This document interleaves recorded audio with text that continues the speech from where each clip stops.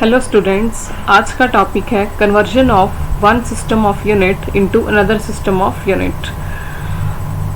हम अब इसमें टॉपिक में क्या बात करेंगे, कैसे एक यूनिट सिस्टम को किसी दूसरे यूनिट सिस्टम में कन्वर्ट करते हैं। अब तक हमने कितने सारे यूनिट सिस्टम पढ़े हैं, SI system, MKS system, CGS system, FPS system. जैसे कि कोई मैंने फिजिकल क्वांटिटी कंसिडर की, physical quantity that is length.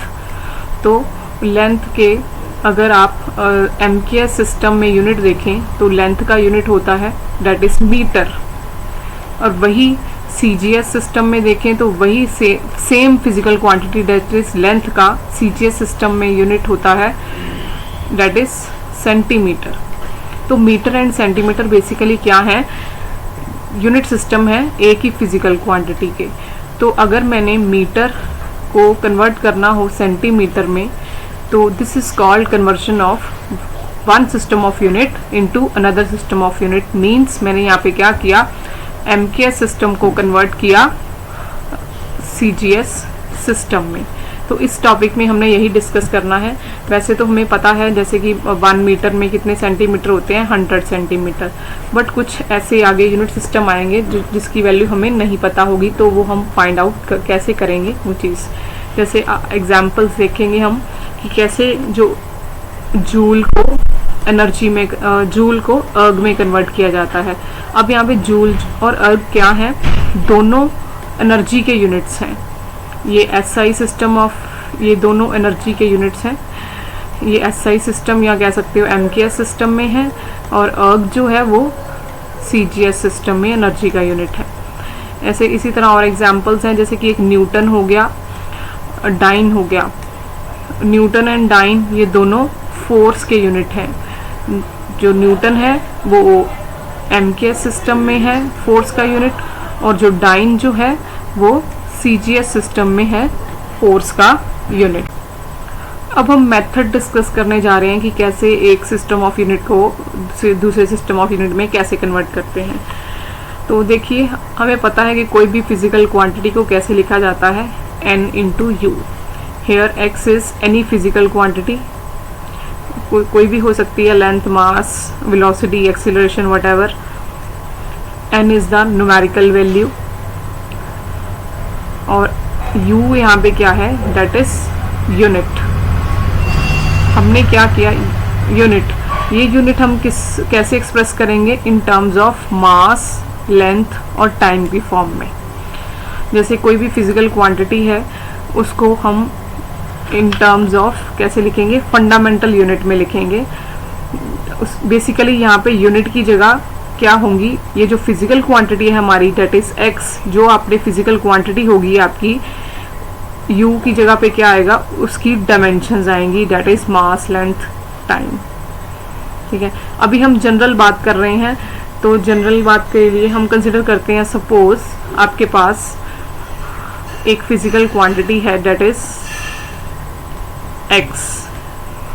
Physical quantity है आपके पास x, और n1 इसकी न्यूमेरिकल वैल्यू है, और इसकी डायमेंशंस ले लेते हैं, u इज़ द डायमेंशंस, और वो किसके बराबर है, let's say that is mass, length, time. अब यहाँ पे डायमेंशंस आपको नहीं पता, इसलिए मैं यहाँ पे क्या लिखूंगी, m की पावर a, l की पावर b, t की पावर c, क्योंकि अभी हम कोई पर्टिकुलर फिजिकल क्वांटिटी नहीं कंसिडर कर रहे, ये सिर्फ जनरली कंसिडर कर रहे हैं, जनरल के लिए। तो यहाँ पे डायमेंशंस क्या आएंगी, m a, l b, t c, और यहाँ पे आ जाएगा m1, l1, t1। नेक्स्ट, अब हमने यही फिजिकल क्वांटिटी को अनदर सिस्टम ऑफ यूनिट में कन्वर्ट करना है, तो फिजिकल क्वांटिटी x। नाउ अब जब मैंने यूनिट चेंज कर दिया u1 से u2, one system of unit change हो गया u2 में, तो डायमेंशन सेम रहेंगी बट वैल्यूज चेंज हो जाएंगी। तो यहाँ पे मास, लेंथ, टाइम की जो वैल्यूज हैं वो मैंने चेंज कर दी, बट डायमेंशन सेम रखी a b c, इधर भी a b c, क्योंकि फिजिकल क्वांटिटी सेम है। बस वैल्यूज चेंज होती हैं, क्योंकि देखिए लेंथ है, जैसे अगर मैं बात करूं लेंथ की, तो लेंथ में 1 मीटर अगर कन्वर्ट हुआ 100 सेंटीमीटर में, तो देखिए आपके पास वैल्यू भी चेंज हुई। तो न्यूमेरिकल वैल्यू जो हम लिखेंगे वो लिख देंगे, दैट इज N2। तो वैल्यू भी चेंज हुई N1 से N2, 1 से जैसे 100 चेंज हो गई, और यूनिट भी चेंज हो गया मीटर से सेंटीमीटर। तो मैंने यहाँ पे U1 से U2 कर दिया। ये यूनिट क्यों चेंज होता है? क्योंकि मास, लेंथ, टाइम की वैल्यूज चेंज होती हैं, बट जो डायमेंशंस हैं वो सेम रहती हैं। आगे आगे जैसे आप देखेंगे तो और आपको समझ में आएगा। तो इस तरह अब मैं 2 इक्वेशंस लिखूंगी, फर्स्ट इक्वेशन इसकी एंड देन सेकेंड इक्वेशन इसकी। फर्स्ट इक्वेशन जैसे कैसे बनेगी, तो ये हो जाएगा x is equal to N1 U1, तो ये होगा x is equal to N1 U1 की वैल्यू होगी M1A L1B T1C। देन ये आ गई आपके पास फर्स्ट इक्वेशन। अब सेकेंड इक्वेशन जो कि होगी सेम फिजिकल क्वांटिटी के लिए, x is equal to N2 M2A L2B and T2C। अब हमने क्या करना है, अब मैं फ्रॉम 1 and 2 अगर आप देखें तो सेम फिजिकल क्वांटिटी है, लेफ्ट हैंड साइड सेम है, तो right hand side obviously equate हो जाएगी। तो यहाँ पे फ्रॉम 1 and 2 करके मैं यहाँ पे राइट हैंड साइड, दोनों की राइट हैंड साइड को आपस में इक्वेट कर दूंगी।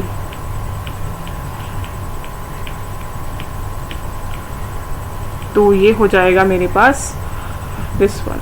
अब मुझे फाइंड आउट क्या करना है कि जैसे सपोज मुझे इनिशियल वैल्यू पता थी, मुझे सपोज फाइंड आउट करना था कि 1 metre is equal to dash centimetre. मतलब मुझे ये है आपके पास N1, ये है U1, मुझे N2 फाइंड आउट करना है, और ये है U2, क्योंकि यूनिट सिस्टम अभी पता है मीटर, सेकेंड यूनिट सिस्टम क्या है सेंटीमीटर। मुझे सपोज N2 फाइंड आउट करना है ना, तो यहाँ से आप N2 निकाल सकते हो इस इक्वेशन से। N2 को बाहर निकाल दो, तो N2 जो होगा वो बराबर आएगा N1 M1A L1B T1C upon M2A L2B T2C। अब इस इक्वेशन को आप ऐसे भी लिख सकते हो फर्दर सिंप्लीफाई करके, N2 is equal to N1 M1 upon M2 की whole power A, L1 upon L2 की whole power B, T1 upon T2 की whole power C। This is the formula जो कि हम यूज करेंगे to convert one system of units to another system of units. ये आपको याद रखना है। This is the formula.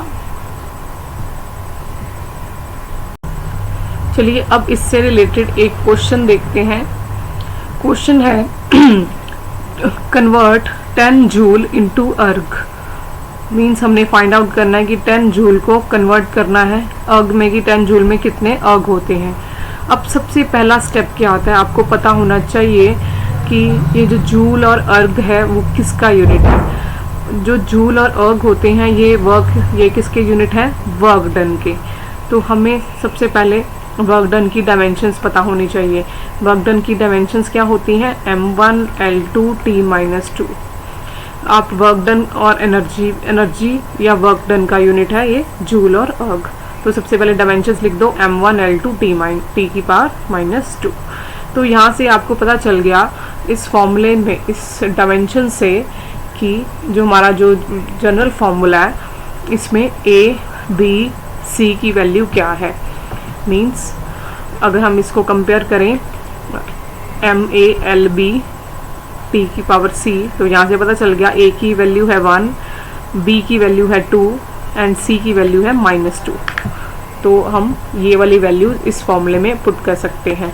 तो अब इस फॉर्मूले में आपको और क्या चाहिए, N1 चाहिए आपको। बेसिकली ये आपको क्या क्या गिवन है, ये है आपके पास N1, ये है U1, ये होगा N2 और ये है U2। कौन सा यूनिट आपको जूल और अर्ग में कन्वर्ट करना है, तो वन सिस्टम ऑफ यूनिट क्या है joule, another system of unit क्या है अर्ग। तो N1 की वैल्यू भी पता है आपको, N1 इज 10, U1 तो जूल है और N2 आपको फाइंड आउट करना है।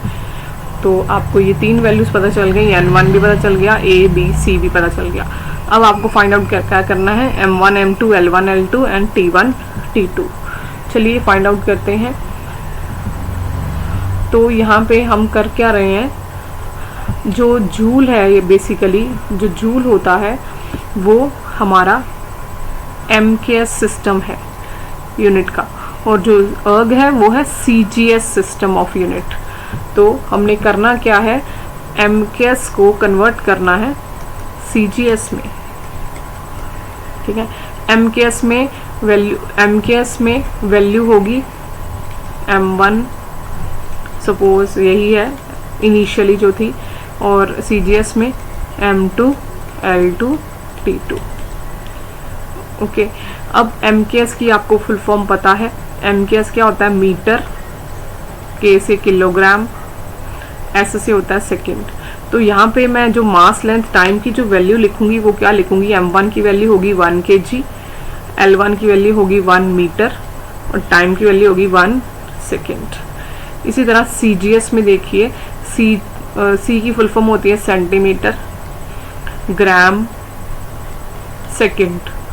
तो M2 यहाँ पे मास जो है वो 1 ग्राम है, लेंथ है डेट इज सेंटीमीटर 1 सेंटीमीटर, और टाइम जो है वो है सेकेंड 1 सेकेंड।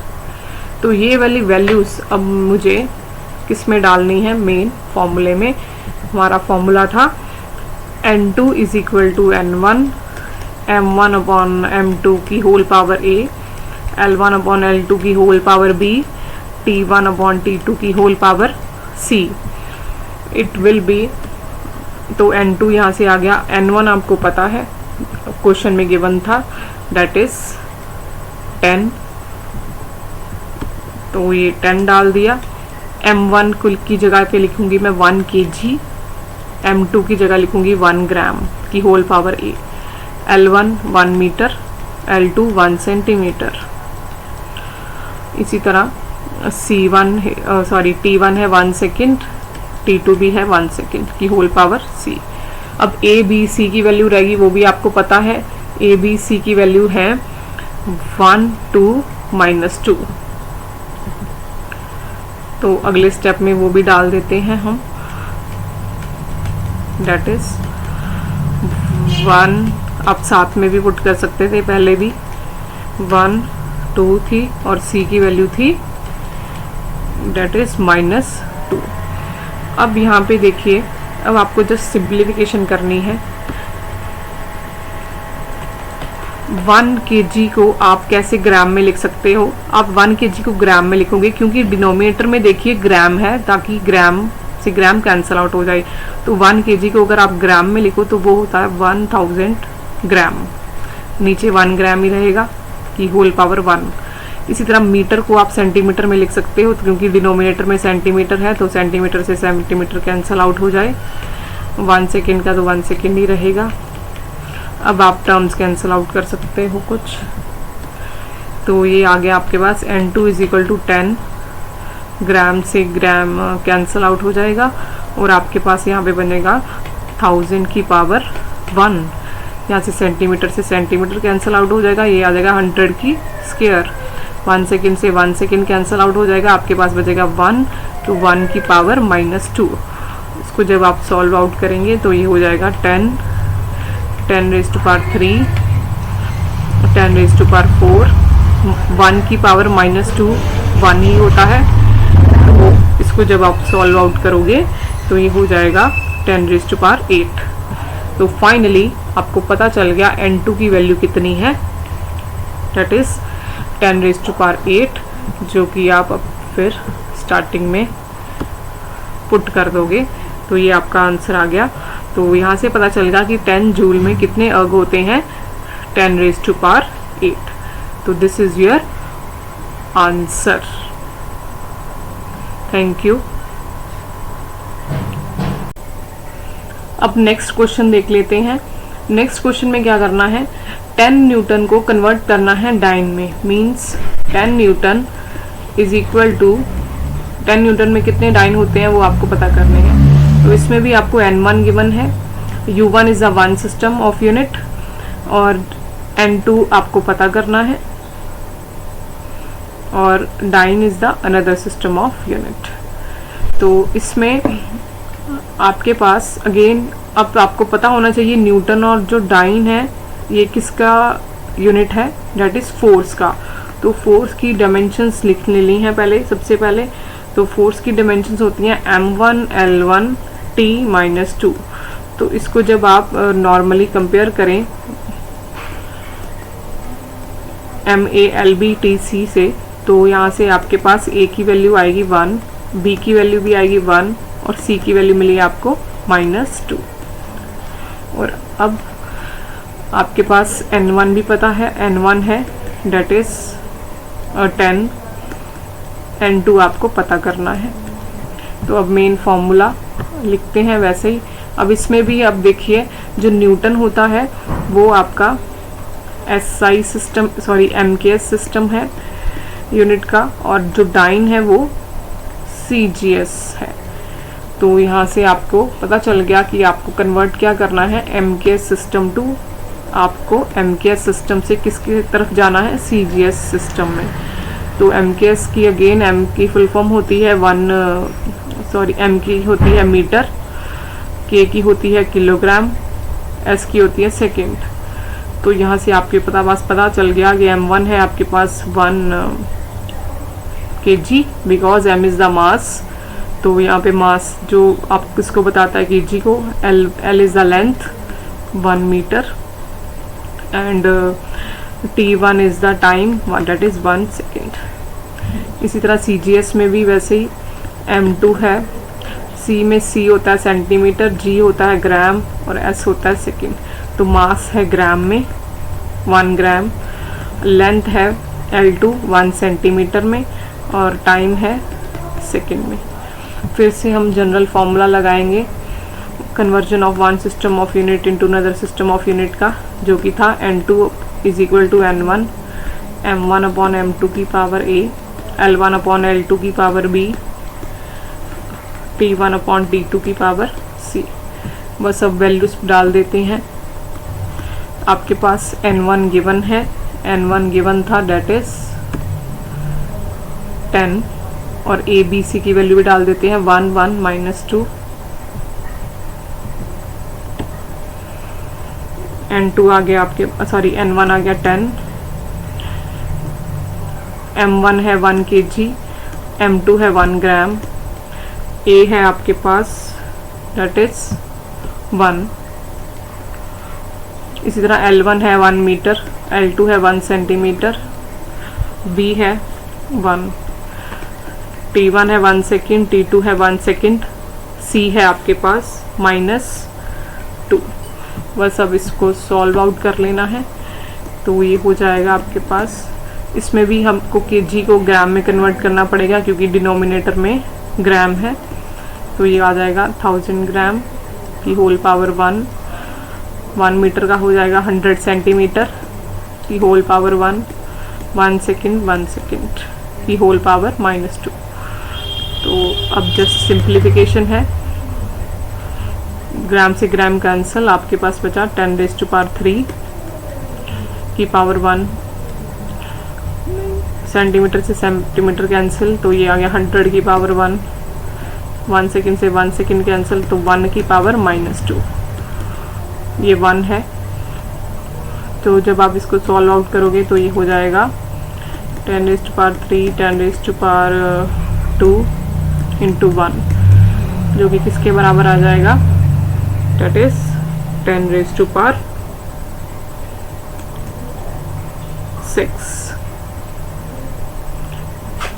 N2 की वैल्यू आ गई 10⁻6।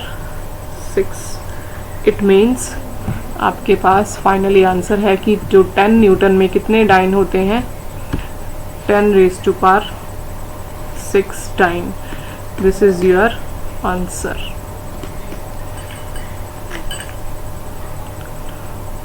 Okay, next question, convert 1 dyne into newton. 1 dyne में कितने न्यूटन होते हैं वो आपको फाइंड आउट करना है। इसमें भी आपको पता है डाइन न्यूटन किसके यूनिट है, फोर्स के। तो आपको सबसे पहले फोर्स की डायमेंशंस लिखनी है। दैट इज फोर्स की डायमेंशंस होती हैं m1 L1 T-2। तो इसको जब आपने जनरल इक्वेशन से, जनरल डायमेंशन फॉर्मूले से कन्वर्ट किया, कंपेयर किया, तो यहाँ से आपके पास A की वैल्यू आई 1, B की वैल्यू आई 1 एंड C की वैल्यू आई -2। अब यहाँ पे देखिए जो डाइन है वो आपका CGS सिस्टम है और जो न्यूटन है वो MKS सिस्टम है। तो पहले हमने 2 क्वेश्चंस जो अभी पीछे किए वो उसमें हम कर रहे थे MKS टू CGS, पर इसमें हमने क्या करना है, CGS टू MKS की तरफ जाना है। और ये जो 1 है ये आपकी N1 की वैल्यू है, N2 की वैल्यू आपको फाइंड आउट करनी है, और U2 क्या है, another system of unit that is Newton, U1 is the first system of unit of same physical quantity force. तो अब आप लेफ्ट साइड पे लिखोगे CGS और राइट साइड पे लिखोगे MKS। तो CGS में अब यहाँ पे M1 L1 T1 की जो वैल्यू होगी वो होगी C is a centimetre, G is a gram, S is a second. तो यहाँ पे M1 की नाउ वैल्यू होगी 1 ग्राम, लेंथ 1 सेंटीमीटर, टाइम 1 सेकेंड। क्योंकि ये आपके पास गिवन वाली जो वैल्यू होती है वो गिवन जो सिस्टम होता है वो होता है, और जो आपने फाइंड आउट या जिसमें कन्वर्ट करना होता है वो आप राइट साइड लिखते हो। दैट इज M, उसके कॉरेस्पॉन्डिंग वैल्यूज आती हैं M2 L2 T2। M2 L2 T2 are the fundamental units. तो ये हो जाएगा 1 kg, क्योंकि MKS होता है 1 metre, kg and second. L2 है दैट इज 1 मीटर, T2 है 1 सेकेंड। इक्वेशन सेम लगेगी, N2 इज इक्वल जो कि जनरल फॉर्मूला सेम लगेगा, L1 अपॉन L2 की power B and T1 upon T2 की पावर C। तो जस्ट आप वैल्यूज पुट कर दीजिए। N1 वैल्यू है आपके पास 1, N2 आपको फाइंड आउट करना है, और M1 1 ग्राम, M2 है 1 kg, A भी आपको गिवन है, A इज 1, डायमेंशंस है जस्ट, L1 है 1 सेंटीमीटर, L2 है 1 metre, B is 1, next T1 है 1 सेकेंड, T2 है 1 सेकेंड, C इज -2। बस अब सिंप्लीफिकेशन है। N2 इज इक्वल टू 1 ग्राम। अब डिनोमिनेटर में आप kg को कन्वर्ट करोगे ग्राम में, जो कि होता है 10⁻³ ग्राम की होल पावर 1। इसी तरह आप मीटर को लिखोगे 100 सेंटीमीटर, 1 सेकेंड की होल पावर -2। तो N2 आ गया, ये 1 है, दैट इज ग्राम से ग्राम कैंसिल, ये 10⁻³ है की होल पावर 1 है, तो ये 10⁻³ ऊपर आ जाएगा तो ये -3 का हो जाएगा। इसी तरह ये 10⁻² ऊपर जब आएगा ये हो जाएगा 10⁻², ये हो गया 1 की पावर -2 दैट इज 1। तो यहाँ से आपके पास जो N2 की वैल्यू आएगी वो आएगी that is -5। This is your answer. तो यहाँ से आपके पास पता चल गया कि 1 डाइन में कितने न्यूटन होते हैं, 10⁻⁻5 न्यूटन। Okay, thank you.